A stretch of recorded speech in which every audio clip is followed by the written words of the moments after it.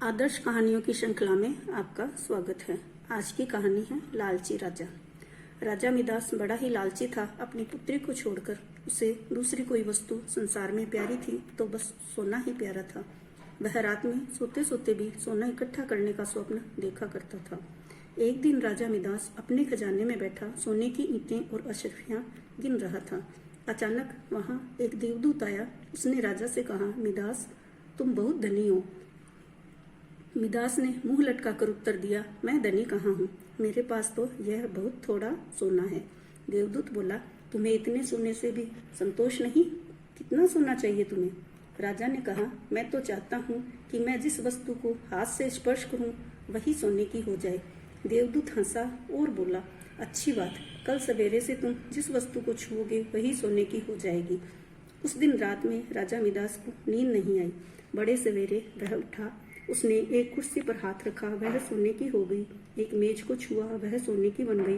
राजा Midas प्रसन्नता के मारे उछलने और नाचने लगा। वह पागलों की भांति दौड़ता हुआ अपने बगीचे में गया और पेड़ों को छूने लगा। उसने फूल, पत्ते, डालियां, गमले छुए, सब सोने के हो गए। सब चमाचम चमकने लगे। मिदास के पास सोने का पार नहीं रहा। दौड़ते उछलते मिदास थक गया। उसे अभी तक यह पता ही नहीं लगा कि उसके कपड़े भी सोने के होकर बहुत भारी हो गए हैं। वह प्यासा था और भूख भी उसे लगी थी।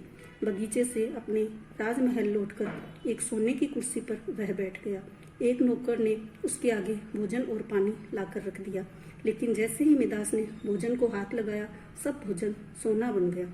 उसने पानी पीने के लिए गिलास उठाया तो गिलास और पानी सोना हो गया। मिदास के सामने सोने की रोटियां, सोने के चावल, सोने के आलू आदि रखे थे और वह भूखा था, प्यासा था। सोना चबाकर उसकी भूख नहीं मिट सकती थी। मिदास रो पड़ा। उसी समय उसकी पुत्री खेलते हुए वहां आई। अपने पिता को रोते देख वह पिता की गोद में चढ़कर उसके आंसू पोंछने लगी।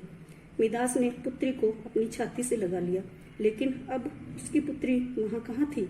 मिदास की गोद में तो उसकी पुत्री की सोने की इतनी वजनी मूर्ति थी कि उसे वह गोद में उठाए भी नहीं रख सकता था। बेचारा मिदास सिर पीट पीट कर रोने लगा। देवदूत को दया आ गई। वह फिर प्रकट हुआ।